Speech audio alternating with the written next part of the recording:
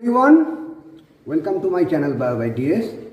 আজকে তোমাদের সামনে আবার যে টপিকটা নিয়ে আমি উপস্থিত হয়েছি সেটা হচ্ছে ইউরিনের বায়োকেমিস্ট্রি পার্ট 3। আজকে যেটা তোমাদের দেখাবো সেটা হচ্ছে presence of bile salt in urine. দুটো ভিডিওতে আমি যে দুটো দেখিয়েছিলাম যে প্রেজেন্স অফ প্রোটিন এবং ফার্স্টেটা দিয়েছিল প্রেজেন্স অফ গ্লুকোজ আর সেকেন্ডটাতে ছিল প্রেজেন্স অফ প্রোটিন। তো আজকে হলো বাইল সল্ট, এটা হচ্ছে পার্ট 3। তো ওই presence of glucose in urine and presence of protein in urine এই দুটো যারা দেখোনি তাদের জন্যে ওই ভিডিও দুটোর লিঙ্ক নিচে ডেসক্রিপশান বক্সে দেওয়া থাকবে, তারা দেখে নিতে পারো।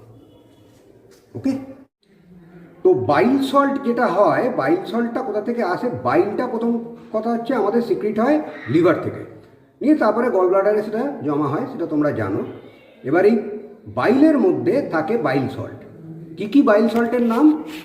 সোডিয়াম টরোকোলেট আর সোডিয়াম গ্লাইকোকোলেট। অ্যাকচুয়ালি টরিন কোলিক অ্যাসিডের সঙ্গে টরোকোলিক অ্যাসিড তৈরি করে, তার সঙ্গে সোডিয়াম কনজুগেট করে হচ্ছে সোডিয়াম টরোকোলেট, আর গ্লাইসিন কোলিক অ্যাসিডের সঙ্গে মিশে তৈরি হয় গ্লাইকোকোলিক অ্যাসিড, তার সঙ্গে সোডিয়াম মিশে তৈরি হয় সোডিয়াম গ্লাইকোকোলেট। এই দুটোই হচ্ছে অ্যাসিড সল্ট।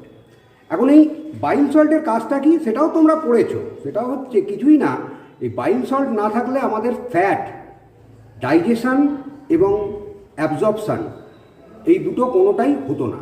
কেননা বাইলের সঙ্গে যখন এই বাইল সল্টগুলো এসে আমাদের ডিউনামে পড়ে, তারপরে এটা যখন আমাদের যে ফুড স্টাফ তার সঙ্গে মেশে, তার মধ্যে যে ফ্যাট পার্টিকেলগুলো থাকে সেইগুলো অ্যাকচুয়ালি হাইড্রোফোবিক হওয়ার জন্য এর সঙ্গে কোনো এনজাইম সহজে রিয়াক্ট করতে পারবে না। লাইপেজ এনজাইম মেনলি যেটা সহজে রিয়াক্ট করতে পারবে না। তো তখন কি করতে হবে না, এই বাইল সল্টটা কী করে, এর ইমালসিফিকেশান করে ফ্যাটের, অর্থাৎ ক্ষুদ্র ক্ষুদ্র আরও কণা, আরও স্মল পার্টিকেলস এগুলোকে ভাঙে, যার জন্যে নিয়ে মিসেলস তৈরি করে, যার জন্যে তাকে ঘিরে ধরে তখন এনজাইমটা এর উপরে কাজ করতে পারে, ফলে ফ্যাটটা ফ্যাটি অ্যাসিড আর গ্লিসারলে ভেঙে যায়। তারপরে যখন এর অ্যাবজর্পশান হয় তখন যে আমাদের ইন্টেস্টিনের যে মিউকোজাল যে ব্যারিয়ার, মিউকোজাল যে সেলসগুলো আছে তার ব্যারিয়ারটাকে ক্রস করে আলটিমেটলি তাকে পোর্টাল ভেন কিছু এবং বাকিটা ল্যাকটিয়েলে ট্রান্সফার করা, এইটাও বাইল সল্ট একে হেল্প করে। অর্থাৎ ফ্যাটের ডাইজেশন এবং অ্যাবজর্পশান এই দুটোই বাইল সল্ট দিয়ে হয়। এবার এই যে বাইল সল্ট কিছুটা পরিমাণে ব্লাডে চলে গেল, এই বাইল সল্টটাই তারপরে আমাদের কিডনি দিয়ে এক্সক্রিট হয়। ঠিক আছে, মানে কিডনি দিয়ে আমাদের মূত্রের মাধ্যমে বেরিয়ে আসে ইউরিনের মাধ্যমে। তো এখন এই যে ইউরিনের মাধ্যমে বেরিয়ে আসছে সেইটারই প্রেজেন্স খুব সামান্য হলেও ইউরিনে থাকে, এবং এইটা তখন দেখতে পাওয়া যায় ইউরিনের মধ্যে, যে ইউরিনে বাইল সল্টের প্রেজেন্টটা আছে বিভিন্ন টেস্ট করে। এই টেস্টগুলো এবার আমি তোমাদের দেখাবো, এবং তার পেছনে যে কী বায়োকেমিস্ট্রিটা কী আছে, মানে কেন টেস্টটা দিল সেটাও তোমাদের দেখাবো। তো ভিডিওটাকে স্কিপ না করে তোমরা সবাই মিলে ভালো করে দেখো, ঠিক আছে? কারণ এখানে আমি শুধু টেস্টগুলোই দেখাবো না, তার পেছনে বায়োকেমিস্ট্রিটাও দেখাবো। ওকে, তাই এসব টেস্টগুলো দেখে নেওয়া যাক।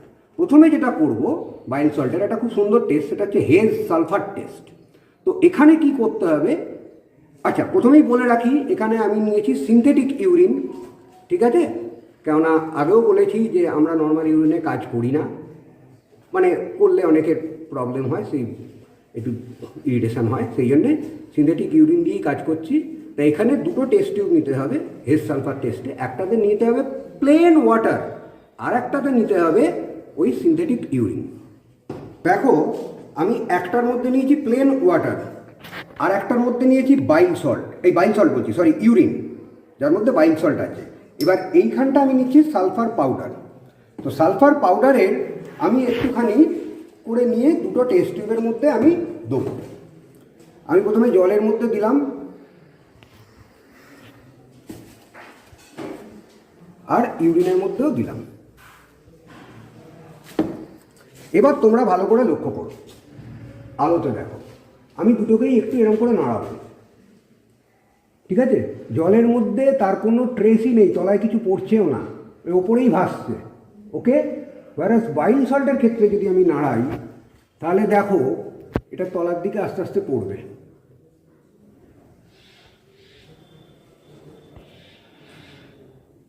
তলাটা সলিউশনটা ঘোলা হচ্ছে, বুঝতে পারছো? একটু ওপেক কালার হয়ে যাচ্ছে, তার কারণে ওই গুঁড়োগুলো পড়ছে। একটু সানলাইটে দেখানোর চেষ্টা করছি আমি। এবার দেখো গুঁড়োগুলো পড়ছে, বুঝতে পারছো? দেখো তলা সালফার জমা হয়েছে তলাটাতে, ঠিক আছে? তাহলে ওই গুঁড়োগুলো পড়ে তলায় জমা হচ্ছে, অর্থাৎ এখানে বাইল সল্ট কী করলো না, পিওর ওয়াটারের সারফেস টেনশন, জলের তলাটা দেখো পরিষ্কার, একদম জলের যেটা আছে পরিষ্কার, এর তলায় কিন্তু কিছু জমাই হয়নি। তার কারণটা হচ্ছে জলের সারফেস টেনশন সব থেকে বেশি পিওর ওয়াটারের, ওয়ারাস বাইল সল্ট কী করছে, সারফেস টেনশন কমায়। সারফেস টেনশন ওয়াটারের কমিয়ে দিলে তখন এই সালফারটা তখন ওর মধ্যে আস্তে আস্তে প্রেসিপিটেট হবে। তা এটাই হচ্ছে হেজ সালফার টেস্ট, খুব পজিটিভ একটা টেস্ট, খুব সুন্দর টেস্ট। নেক্সট যে টেস্টটা আমি করে দেখাচ্ছি সেটা হচ্ছে পেটেন কপার টেস্ট। পেটেন কপার টেস্টের জন্য আমাকে কী নিতে হবে আগে সেগুলো করে আমি টেস্টটাকে করে দেখিয়ে দিই, তারপরে ব্যাগামিস্টারটা বলছি। টেস্টে প্রথমে আমাকে পেটেন কপার টেস্টের জন্য নিতে হয়েছে, প্রথমে ইউরিন স্যাম্পল আমি যেমন নিয়েছি, এর মধ্যে আমাকে নিতে হবে ফ্রেশলি প্রিপেয়ার্ড একটু সুক্রোজ সলিউশন, কিছুই না, একটু চিনিকে জলে গুলে নেওয়া, সুগারকে, ওকে? তো একটু সুক্রোজ সলিউশন আমি এর সঙ্গে মেশালাম,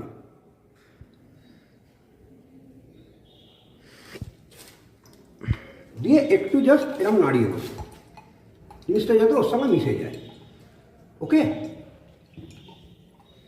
এবারে এর মধ্যে যেটা দেবো সেটা হচ্ছে কনসেন্ট্রেটেড সালফিউরিক অ্যাসিড, একদম এর গা বেয়ে ফেলতে হবে।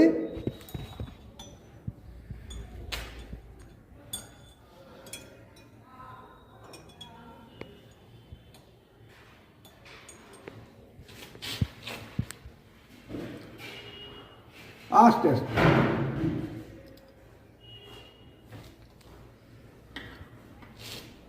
ওকে,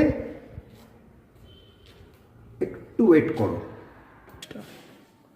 দেখো একটা সুন্দর পার্পল কালারের রিং এসছে, দেখতে পাচ্ছ? খুব সুন্দর একটা পার্পল কালারের রিং এসছে। এটা কেন হয় এবার তাহলে আমরা বায়োকেমিস্ট্রিটা দেখে নিই, চলো।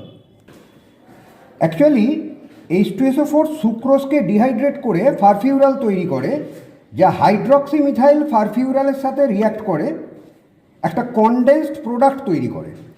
এই প্রোডাক্ট সালফিউরিক অ্যাসিডের সাথে রিয়্যাক্ট করে পার্পল রিং কমপ্লেক্সটা তৈরি করে। এবার এন্টায়ার রিয়াকশান মেকানিজমটা চলো দেখে নিই। পেটেন কপার টেস্টের রিয়াকশান মেকানিজমটা দেখো। Sulphuric acid dehydrate sucrose forming furfural, অর্থাৎ সালফিউরিক অ্যাসিড সুক্রোজকে ডিহাইড্রেট করে ফারফিউরাল ফর্ম করে। তো সুক্রোজ এখানে ফারফিউরাল ফর্ম করলো, ডিহাইড্রেশন হয়। This furfural again dehydrate and form hydroxy methyl furfural, অর্থাৎ এই যে ফারফিউরাল যেটা তৈরি হলো এটা আবার ডিহাইড্রেট হয়ে হাইড্রক্সি মিথাইল ফারফিউরাল তৈরি করলো। তাহলে ফারফিউরালটা এই হাইড্রক্সি মিথাইল ফারফিউরাল তৈরি করলো, প্লাস H2 ডিহাইড্রেশন হয়েছে। ফারফিউরাল reacts with hydroxymethyl farfural and sulfuric acid to yield a condensation products and forms a purple ring, অর্থাৎ এই ফারফিউরালটা হাইড্রক্সিমিথাইল ফারফিউরালের সঙ্গে আবার রিয়াক্ট করে তার সঙ্গে সালফিউরিক অ্যাসিডটাও রিয়াক্ট করলো, করে একটা কন্ডেনসেশন প্রোডাক্ট তৈরি করলো, যেটার কালারটা হচ্ছে পার্পেল, এবং সেটাই পার্পেল রিংটা দিল। এইখানে দেখো টোটাল রিয়াকশান আছে, ফারফিউরাল প্লাস হাইড্রক্সিমিথাইল ফারফিউরাল প্লাস H2SO4 করলে পার্পল রিং কমপ্লেক্স তৈরি হচ্ছে। তো আশা করি পেটেন কপার টেস্টটা তোমরা বুঝতে পারলে। এরপর যে টেস্টটা আমি করে দেখাচ্ছি তোমাদের, এটা হচ্ছে বাইল সল্টের লাস্ট টেস্ট, ইউরিনের বাইল সল্টের প্রেজেন্সের লাস্ট টেস্ট। এটা হচ্ছে স্মিথস টেস্ট। তো স্মিথ রিয়েজেন্ট এখানে নিতে হবে। স্মিথ রিয়েজেন্টে কী আছে, এই যে আমি নিয়েছি স্মিথ রিয়েজেন্ট। স্মিথ রিয়েজেন্টে কী আছে, স্মিথ রিয়েজেন্টে কী আছে না, আয়োডিন আর ইথানল 1:9 এই রেশিওতে, আয়োডিন 1 আর ইথানল 9 এই রেশিওতে এর মধ্যে মিক্স করা আছে। তো এইটাকে আমাকে খানিকটা নিয়ে নিতে হবে।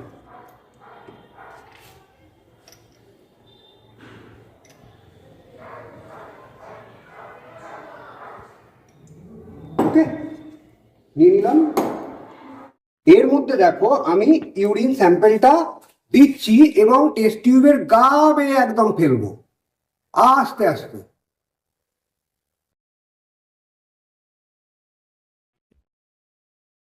খুব স্লোলি, ভেরি স্লোলি।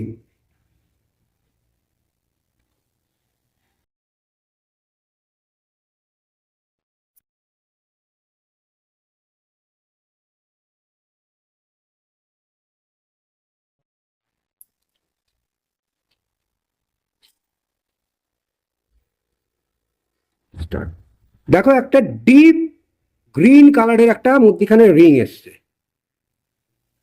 ঠিক আছে? ডিপ গ্রিন একটা রিং এখানে এসছে। এটাই হচ্ছে, এটা টেস্টটা হলো। এবার এর পেছনে কেমিস্ট্রিটা কি সেটা তোমাদের বলে দিচ্ছি। তো দেখো স্মিথ রিয়েজেন্টের রিয়াকশনটাতে কি হলো, বলছে bile salt react with iodine forming bile salt iodine complex. এখন বাইল সল্টের মধ্যে কি থাকে? সোডিয়াম টরোকোলেট বলেছি, তাহলে RCOO Na। তো এইখানে যেটা করছে সেটা হচ্ছে যে যেটা আছে অর্থাৎ সোডিয়াম টরোকোলেট বা গ্লাইকোকোলেট, তো স্মিথ রিয়েজেন্টের আয়োডিনের সাথে রিয়াক্ট করে যেটা তৈরি করছে বাইল সল্ট আয়োডিন কমপ্লেক্স, একটা তৈরি করছে বাইল সল্ট আয়োডিন কমপ্লেক্স, ঠিক আছে? দেখো দিস কমপ্লেক্স রিয়াক্টস উইথ, তারপরে সেই কমপ্লেক্সটা বাইল সল্ট আয়োডিন কমপ্লেক্স তৈরি করলো, সেই কমপ্লেক্সটা ইথাইল অ্যালকোহলের সঙ্গে রিয়াক্ট করছে, করে কি তৈরি করছে দেখো এইটা, করে RCOOI NaI আর C2H5OI ইথাইল আয়োডাইড, এটা সোডিয়াম আয়োডাইড আর এটা বাইল সল্ট আয়োডিন কম্পাউন্ড। এই টোটালটা মিলে, ওই জন্য বললাম একটু সময় লাগবে এই কম্পাউন্ডটা ফর্ম করতে, গ্রিন রিংটা আসতে, করে এই টোটাল কম্পাউন্ড যেটা ফর্ম করলো ওইটাই হচ্ছে গ্রিন রিং। ওকে, তো এখানে কি হচ্ছে, এই যে RCOOI এটা আছে, এখানে আর যেটা সেটা হচ্ছে হাইড্রোফোবিক ব্যাকবোন স্টেরয়েড আর বাইল অ্যাসিড যেটা, আর COOI যেটা আছে আয়োডিনেটেড কার্বক্সিল গ্রুপ। ওকে, তো এই হচ্ছে স্মিথের যে টোটাল বায়োকেমিস্ট্রি, স্মিথ টেস্টের। তাহলে আশা করি তোমরা টেস্টগুলো বুঝতে পারলে এবং দেখতেও পেলে কিরমভাবে কি হয় এবং বুঝতেও পারলে, কারণ কেমিস্ট্রিটা পুরো আমি দেখিয়ে দিলাম। ওকে, তো আশা করি তোমরা সবাই ভালো করে বুঝতে পারলে বাইল সল্টের প্রেজেন্সের যে টেস্টগুলো আমি দেখালাম। তিনটে টেস্ট হয়, হেজ সালফার টেস্ট, পেটেন কপার টেস্ট আর স্মিথ টেস্ট। এর মধ্যে হেজ সালফার টেস্ট আর পেটেন কপার টেস্টটা খুব প্রম্পট দেয় এবং খুব ভালোভাবে বোঝা যায়। স্মিথ টেস্টটা হতে গেলে একটু টাইম লাগে, কারণ ওই কম্পাউন্ডটা তৈরি করতে একটু সময় লাগে, ঠিক আছে? তো তোমাদের যদি এই সংক্রান্ত আর কোনো কোয়ারি থাকে তাহলে আমাকে নিচে কমেন্ট বক্সে জানিও, আমি চেষ্টা করবো যথাসাধ্য তার উত্তর দিতে। আর ভিডিওটা কেমন লাগলো তোমাদের তোমরা একটু আমাকে কমেন্ট করে জানিও। একটা ভালো যদি লাগে তাহলে চ্যানেলটা সাবস্ক্রাইব করো আর একটা লাইক বাটনটা প্রেস করে দিও। তোমরা বন্ধুদের সঙ্গে শেয়ারও করতে পারো, তাতে তাদেরও সুবিধে। অন্য কিছু না, তোমরা যখন স্কুলে যখন করবে এই টেস্টগুলো তখন একটু দেখে রাখলে তোমাদেরই পরের দিন কাজটা করতে সুবিধে হবে, যে কিরাম করে করছি না করছি, কখন কি মেশাচ্ছি, কতটা কি মেশাচ্ছি, সেটা তোমাদেরই সুবিধে। তো আশা করি এটা তোমাদের কাজে দেবে এবং তোমরা উপকৃত হবে। আজকের মতো এই পর্যন্তই থাক। সবাই সুস্থ থেকো, ভালো থেকো। Good night.